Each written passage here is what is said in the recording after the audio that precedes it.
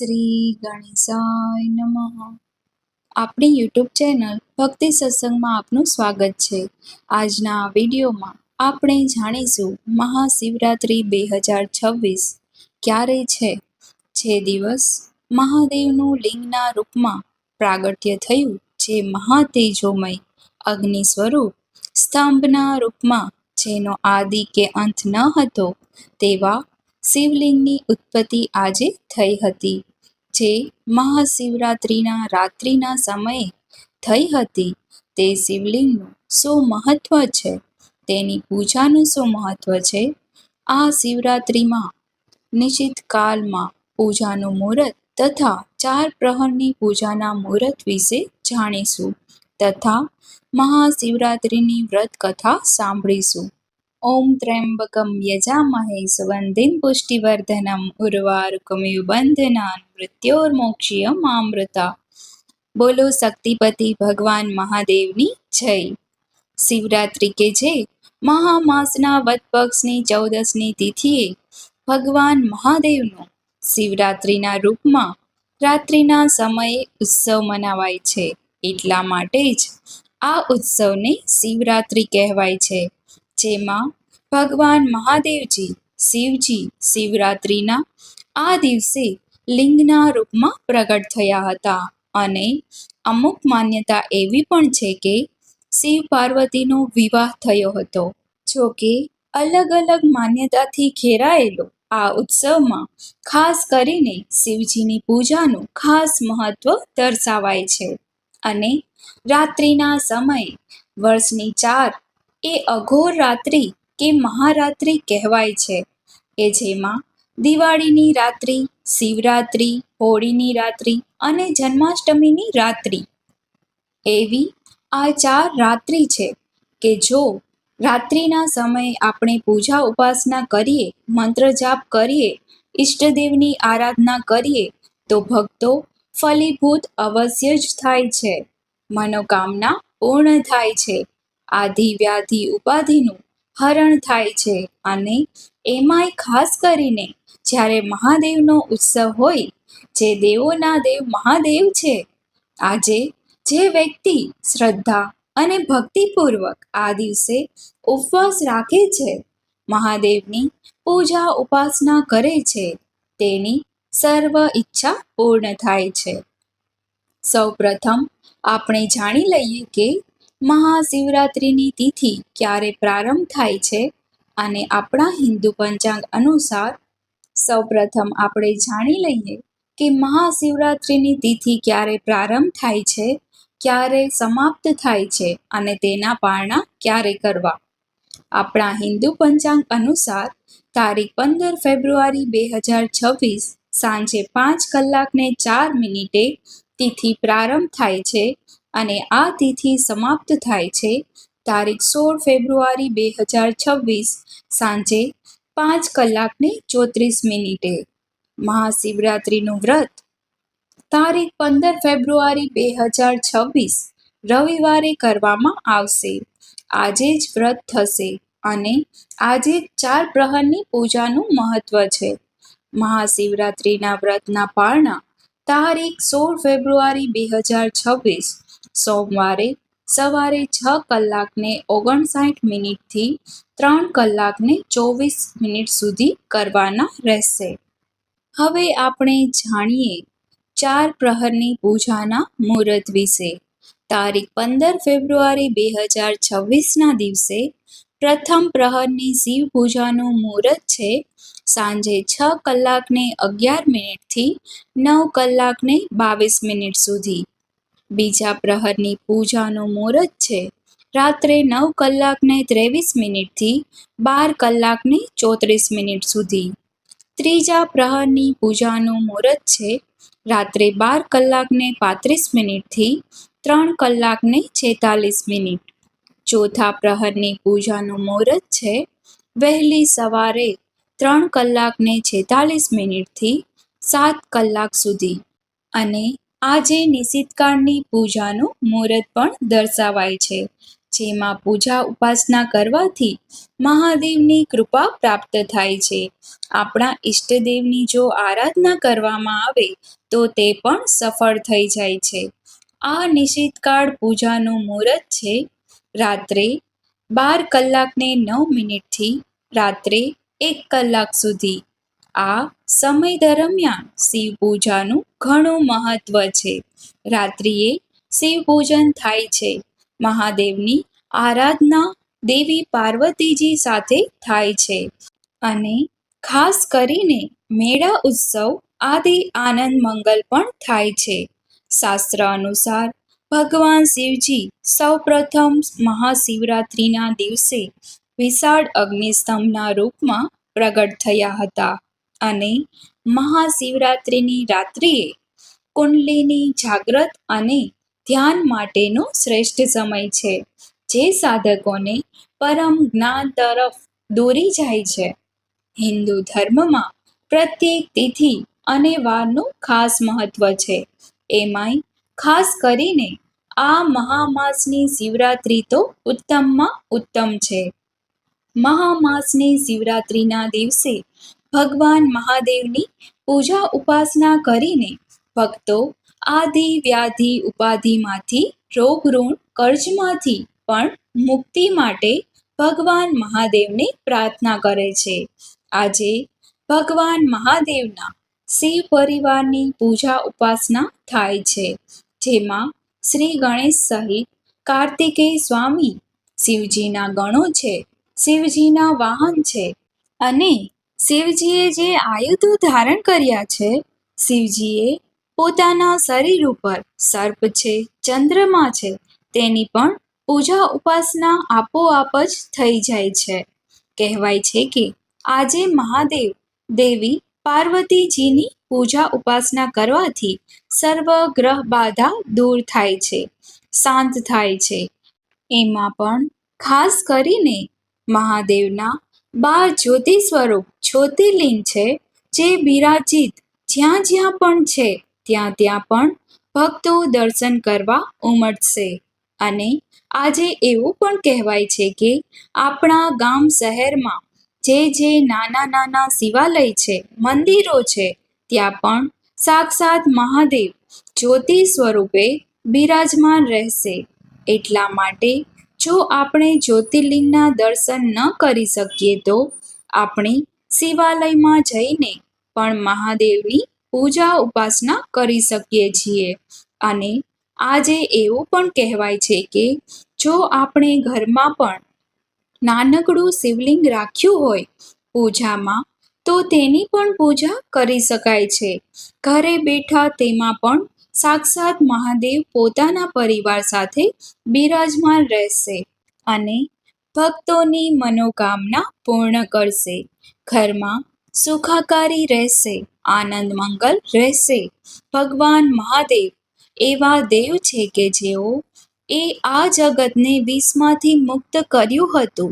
એટલા માટે જ આજે જે મહાદેવની પૂજા ઉપાસના કરે છે તેના રોગ કષ્ટ તો મટે જ છે, સાથે સાથે જો વિષ યોગ કુંડળીમાં હોય, અંગારક યોગ હોય કે કોઈ પણ કાલસર્પ દોષ હોય અથવા તો કોઈ પણ ગ્રહ બાધા નડતર હોય, માનસિક તણાવ હોય તો પણ આજે મહાદેવની પૂજા ઉપાસના કરવાથી, નામ સ્મરણ કરવા માત્રથી જ મહાદેવની કૃપા પ્રાપ્ત થઈ જાય છે.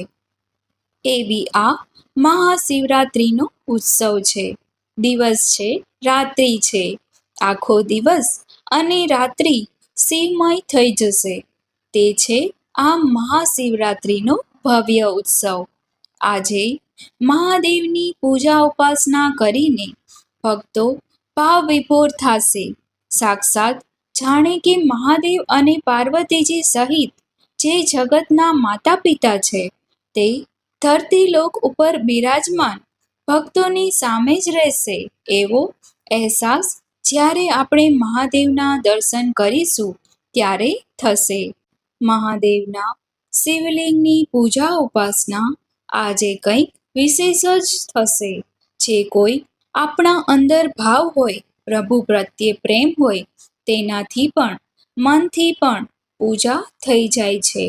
આજે શિવરાત્રિ હોય, મહાદેવને પ્રિય એવી આ રાત્રિની તિથિમાં ખાસ કરીને મહાદેવની વિશેષ પૂજા થાય છે. મહાદેવની પૂજા દરમિયાન ધ્યાન, આસન, પાદ્ય, અર્ધ્ય, આચમન, સ્નાન, દૂધ, દહીં, ઘી, મધ, સાકર, પંચામૃત, ગંધોદક, ગંગાજલ, વસ્ત્ર, યજ્ઞોપવિત, ઉપવસ્ત્ર, ચંદન, ભસ્મ, અક્ષત, ઇત્ર, પુષ્પમાલા, દુર્વા, સમીપત્ર, અર્ક, ધતુરો, બિલ્વપત્ર, ધૂપ, દીપ, નૈવેદ્ય, તાંબૂલ અને અંતે દક્ષિણા સહિત પૂજન થાય છે. આ ઉપરાંત મહાદેવની સાદી અને સરળ પૂજા પણ થાય છે, જેમાં એક લોટો જલ માત્ર અને એક બિલ્વપત્રથી જ ભગવાન પ્રસન્ન થઈ જાય છે. શિવલિંગ ઉપર જળાભિષેક કરવા માત્રથી જ ભગવાન પ્રસન્ન થઈ જાય છે. ભગવાન તો ભોળાનાથ છે. ભોળાનાથ માત્ર ભક્તિથી જ રીઝે છે, હૃદયના ભાવથી રીઝી જાય છે. તેવા મહાદેવ શક્તિપતિ છે. જો આપણે જીવનમાં શક્તિ અર્જિત કરવી હોય, જેમ કે ધનની, તનની, મનની, તો પણ મહાદેવની પૂજા ઉપાસના થાય છે, કારણ કે મહાદેવ શક્તિપતિ છે. આ ઉપરાંત મહાદેવ તંત્ર મંત્રના દેવતા છે. ગુરુ માટે પણ, સાધનામાં સિદ્ધિ પ્રાપ્તિ માટે પણ મહાદેવની પૂજા ઉપાસના થાય છે. તંત્ર મંત્રનું જ્ઞાન પ્રાપ્ત કરવું હોય તો પણ મહાદેવની પૂજા ઉપાસના થાય છે. અને મહાદેવ જ્ઞાનના દેવતા છે, વિદ્યાના દેવતા છે, માટે પણ મહાદેવની પૂજા કરવાથી સર્વ દેવતાઓની પૂજા આવી જાય છે. કુંડળીમાં રહેલા સર્વ દોષો તો દૂર થાય જ છે. ઘરમાં સુખાકારી રહે છે. મહાદેવનું જો શિવલિંગ હોય તો ઘરે પણ આપણે પૂજા ઉપાસના રાત્રિના સમયે કરી શકીએ છીએ. કોઈ દોષ લાગતો નથી અને શિવાલયમાં જઈને પણ પૂજન કરી શકીએ છીએ. શિવાલયમાં આજે ભીડ હોઈ શકે, એટલા માટે શાંતિથી પૂજા કરવી હોય તો આપણે ઘરે પણ પૂજા કરી શકીએ છીએ. અને માટીનું શિવલિંગ બનાવીને પણ મહાદેવની પૂજા ઉપાસના થાય છે. બીજા દિવસે સવારે તે શિવલિંગને વિસર્જિત કરી દેવાય છે. મહાશિવરાત્રિ અર્થાત ભગવાન મહાદેવની રાત્રિ પૂજાનું મહત્વ દર્શાવે છે. આજના દિવસે મહાશિવલિંગની ઉત્પત્તિ થઈ હતી અને સૌપ્રથમ પૂજા કરનાર ભગવાન શ્રી નારાયણ હતા અને પરમપિતા બ્રહ્માજી હતા. ત્યારથી જ આ સિલસિલો ચાલુ થયો છે કે જે આજે મહાદેવની પૂજા લિંગ સ્વરૂપે થાય છે.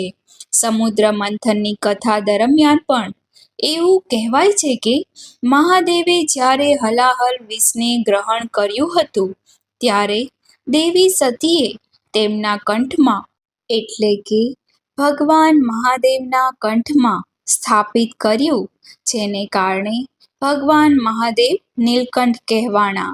જ્યારે પ્રભુને શરીરમાં અગ્નિ ઉત્પન્ન થઈ, ત્યારે સર્વે દેવી દેવતાઓએ મળીને ભગવાન મહાદેવનો અભિષેક કર્યો હતો. એટલા માટે જ આજે શિવલિંગની પૂજાનું ખાસ મહત્વ છે. આજે પ્રદોષ કાળમાં મહાદેવની પૂજા ઉત્તમ પ્રકારે થાય છે.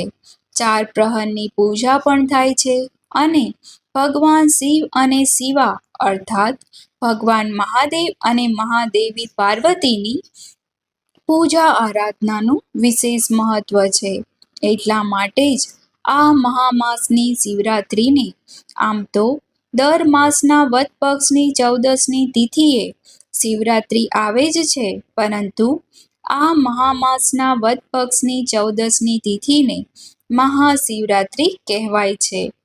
કાલોના પણ કાલ, મહાકાલને પ્રિય એવી આ મહાશિવરાત્રિ છે અને આજના દિવસે ભક્તો વ્રત ઉપવાસ કરે છે અને ભગવાન મહાદેવના પરચાની કથા પણ સાંભળે છે, જે આપણે આ વિડીયોમાં સાંભળીશું.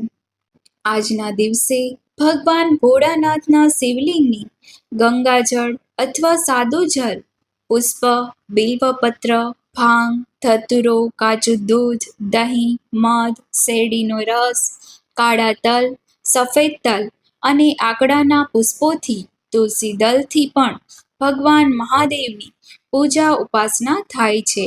ખાસ કરીને રાત્રે નિશિત કાળમાં પૂજા કરવી સર્વશ્રેષ્ઠ મનાય છે. આજના દિવસે ભક્તો વ્રત પણ રાખે છે.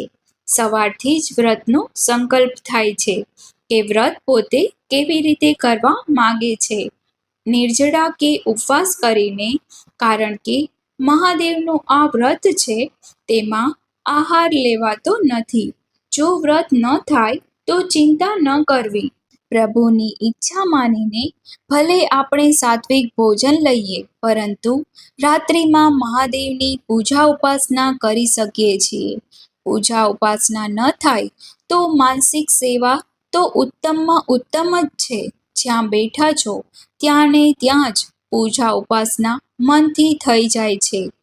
આવો આપણે સાંભળીએ ભગવાન ભોળાનાથને પ્રિય એવી આ મહાશિવરાત્રિની વ્રત કથા. બોલો ભગવાન શક્તિપતિ મહાદેવની જય. વર્ષો પહેલાની વાત છે. એક પ્રદેશમાં એક મોટું જંગલ. આ જંગલમાં વર્ષો પહેલાની વાત છે. એક પ્રદેશમાં એક મોટું જંગલ. આ જંગલમાં એક સરસ મજાનું સરોવર હતું. આ સરોવરના કિનારે એક મોટું બિલ્વ વૃક્ષ હતું અને તે ઝાડની નીચે મહાદેવનું નાનકડું શિવલિંગ હતું. આ જંગલમાં રહેતા હરણા દરરોજ આ સરોવરમાં પાણી પીવા આવતા હતા. પાણી પીને તેઓ આ બિલ્વ વૃક્ષની નીચે આરામ કરતા, બેસતા, જાણે કે મહાદેવના દર્શન કરતા હોય. એક દિવસ પર્વતની તળેટીમાં રહેતા ભીલ વહેલી સવારે ખાધા પીધા વગરના પોતાનું તીરકામઠું લઈને જંગલમાં શિકાર કરવા નીકળ્યા. તે દિવસ મહાશિવરાત્રિનો હતો, તેથી રસ્તે આવતા જતા લોકોએ એકબીજાને શિવ શિવ એવું કહેતા. તેને પણ રસ્તામાં બધાને જોઈને શિવ શિવ એવું કહ્યું. તે પણ દેખાદેખીમાં શિવ શિવ બોલતા રહેતા હતા. આમ ભગવાન મહાદેવનો મનમાં મંત્ર જાપ થઈ ગયો.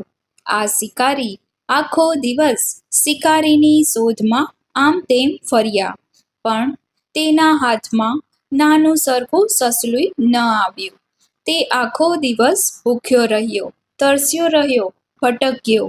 સાંજ પડતા તે પહેલા સરોવરના કિનારે આવીને પહોંચ્યો.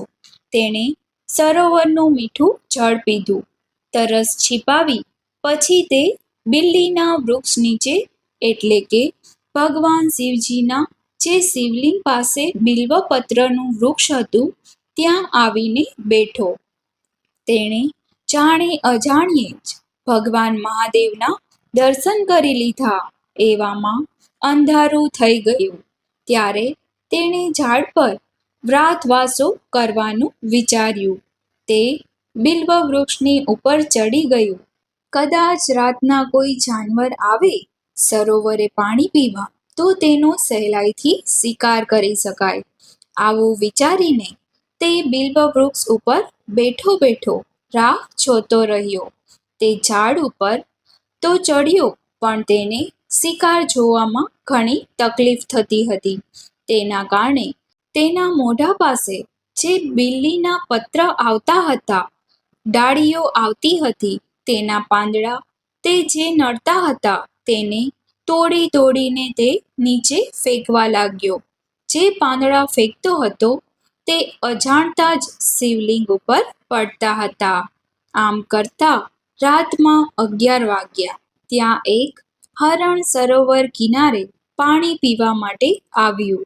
શિકારી બાણ મારવા ઝાડ પર જેવો આગો પાછો થયો કે ઝાડ પરથી કેટલાક બિલ્વપત્ર ખરીને નીચે શિવલિંગ પર પડ્યા. પાંદડાના અવાજથી હરણ ચમકી ગયું. તેણે ઊંચે જોયું તો શિકારી બાણ તાકીને બેઠો હતો. આથી હરણે આદ્ર સ્વરે કહ્યું, હે શિકારી, તમે હમણાં તીર છોડતા નહીં. પહેલા મને એકવાર મારા ઘરે જઈને મારા બાળ બચ્ચાને મળીને આવવા દો. પછી તમે ખુશીથી મને મારજો. મને કોઈ વાંધો નથી. આ સાંભળીને શિકારી હસ્યો અને બોલ્યો, વાહ રે હરણ વાહ! તે મને તારા જેવો ભોળો અને મૂર્ખ ધારી લીધો છે કે શું? હું તારી વાતથી છેતરાઈ જઈશ નહીં અને હાથમાં આવેલો શિકાર છોડી દઈશ નહીં. મારા ઘરે પણ મારા બાળ બચ્ચા ભૂખ્યા સૂતા હશે. ત્યારે હરણ બોલ્યો, અરે ભાઈ શિકારી, તું જરાક મારી પર વિશ્વાસ કર. હું મારી જિંદગીમાં કોઈ દિવસ જૂઠું બોલ્યો નથી અને બોલીશ પણ નહીં. સૌને સૌના બાળ બચ્ચા ઉપર હેત હોય છે, માટે તું મારી આટલી માંગણી માન્ય રાખ. સવાર થતાં જ હું પાછો આવી જઈશ. હરણની દયા ભરેલી વાણી સાંભળીને શિકારીને પણ દયા આવી. તેણે હરણને ઘરે જવાની રજા આપતા કહ્યું, જો હરણ, હું તને તારા બચ્ચાની દયા ખાઈને જવા દઉં છું, પરંતુ તું મારી સાથે વિશ્વાસઘાત કરતો નહીં. સવાર થતાં તું જલ્દીથી પાછો આવી જાજે. ત્યારે ભલે ભાઈ કહીને હરણ તો રાજી રાજી થતું ઘરે ચાલ્યું. થોડી વાર બાદ ત્યાં એક હરણી પાણી પીવા આવી. તેણે પણ શિકારીને બાણ મારવા જતા રોક્યો અને શિકારીને કહ્યું, મને મારા બાળ બચ્ચાને મળી આવવા દો. પછી તું મને ખુશીથી મારજે.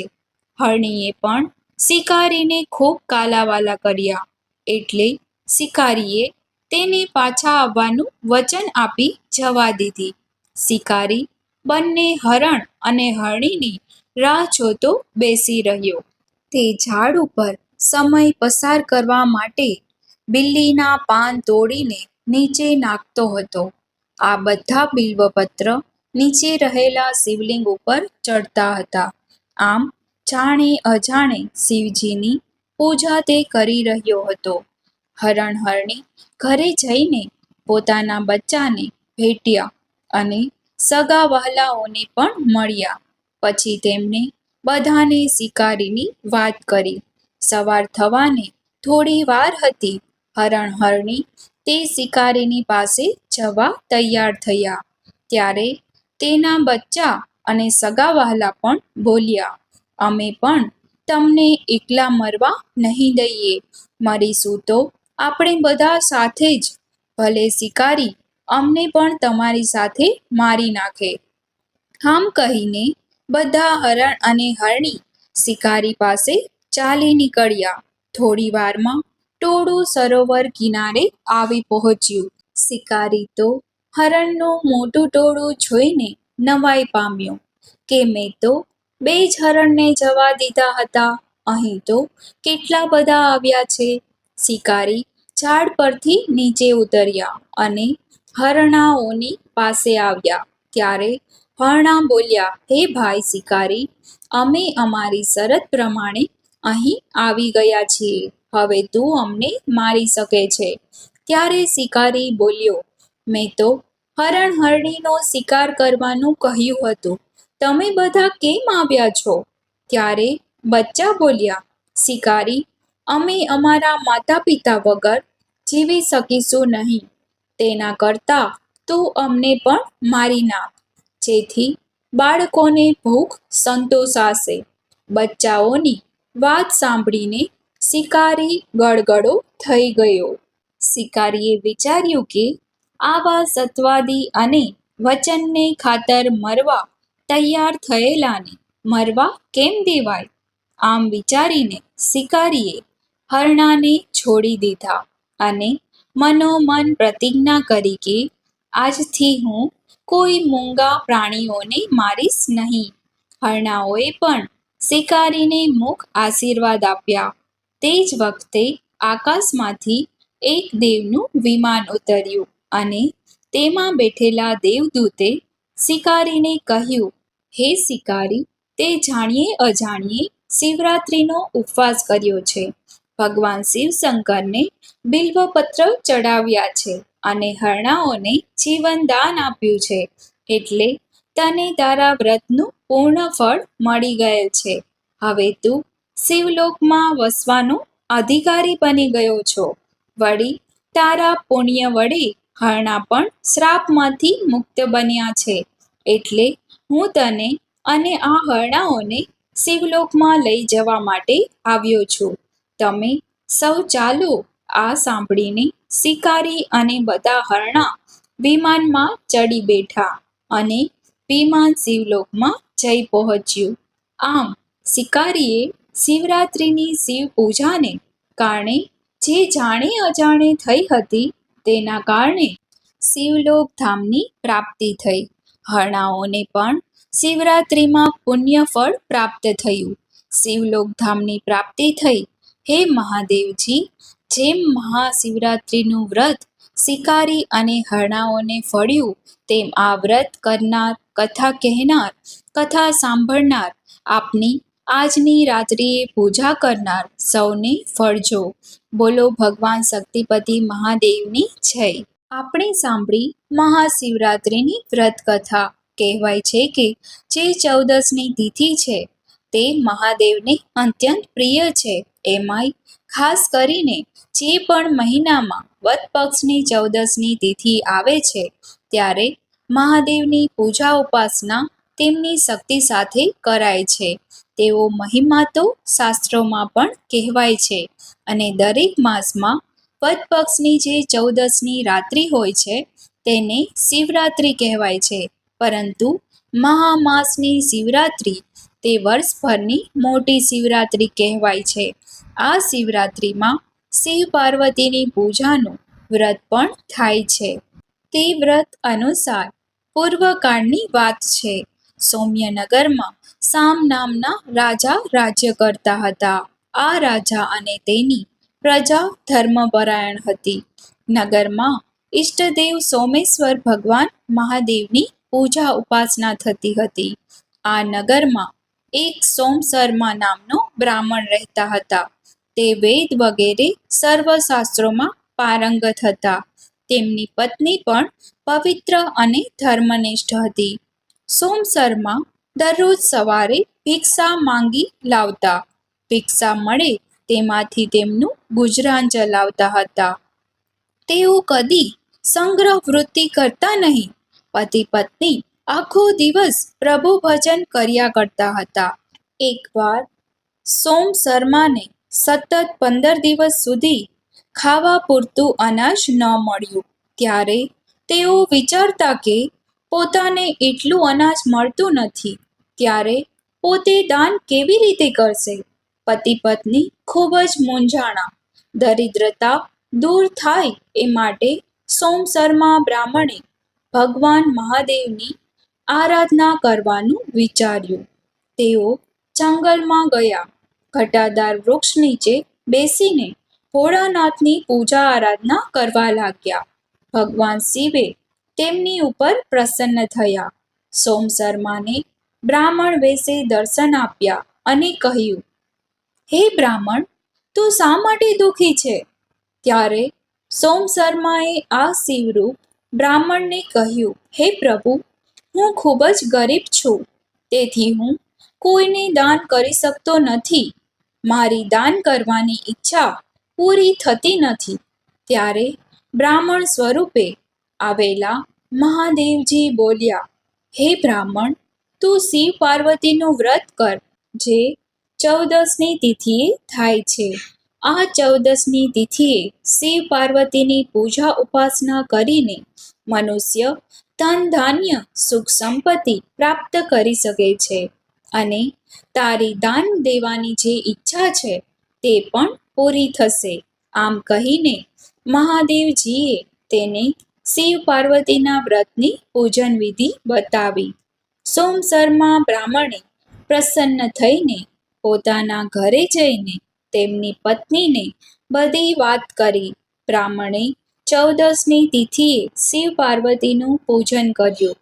બિલ્વપત્ર, ભાંગ, ધતુરો, ગંગાજળ, કાચું દૂધ અને જે કાંઈ પુષ્પ મળે, ફળ મળે તેનાથી તેને શિવલિંગની પૂજા કરી. તેના પ્રભાવથી તેના જીવનમાં સુખ સંપત્તિ, ધન ધાન્ય પ્રાપ્ત થયા. બંને પતિ પત્ની પોતાની ઈચ્છા મુજબ દાન દેવા લાગ્યા. કહેવાય છે કે ભગવાન શ્રી હરિ નારાયણે ભગવાન શિવજીને પ્રસન્ન કરવા માટે 1000 કમળ પુષ્પોથી ત્યાં સુધી કે કમળ પુષ્પ એક ઘટ્યું ત્યારે પોતાના જે કમળ નેત્ર છે તે એક નેત્ર ચઢાવીને શિવજીની પૂજા કરી હતી, શિવલિંગની પૂજા કરી હતી અને ત્યારે ભગવાન શિવજી પ્રસન્ન થયા. ભગવાન શ્રી હરિ નારાયણને વરદાન પ્રાપ્ત થયું, સુદર્શન ચક્ર પ્રદાન કર્યું. આ રીતે મહાશિવરાત્રિ પર ભગવાન ભોળાનાથના શિવલિંગની જે ભક્તો પૂજા કરે છે, વ્રત રાખે છે, ઉપવાસ કરે છે, તેની તમામ મનોકામના પૂર્ણ થાય છે. આજના દિવસે ભગવાન મહાદેવના 12 જ્યોતિ સ્વરૂપના 12 જ્યોતિર્લિંગનું સ્મરણ કરવા માત્રથી જ 7 જન્મના પાપ નષ્ટ થાય છે. આવો આપણે સાંભળીએ દ્વાદશ જ્યોતિર્લિંગનો સ્ત્રોત. સૌરાષ્ટ્રે સોમનાથમ ચ શ્રીશૈલે મલ્લિકાર્જુનમ ઉજ્જૈન્યામ મહાકાલમ ઓમકારમ મમલેશ્વરમ પરલ્યા વૈજનાથમ ચ ડાકિન્યામ ભીમાશંકરમ સેતુબંધે તુ રામેશ્વરમ નાગેશમ દારુકાવને વારાણસ્યામ તુ વિશ્વેશમ ત્ર્યંબકમ ગૌતમી તટે હિમાલયે તુ કેદારમ તૃષ્ણેશમ ચ શિવાલયે એતાની જ્યોતિર્લિંગાની સાયં પ્રાતઃ પઠે નરઃ સપ્ત જન્મ કૃતં પાપં સ્મરેણં વિનશ્યતિ. બોલો શક્તિપતિ મહાદેવની જય. આપ સર્વને મહાશિવરાત્રિની હાર્દિક શુભકામના. હેપી મહાશિવરાત્રિ. જય માતાજી. જય શ્રી કૃષ્ણ.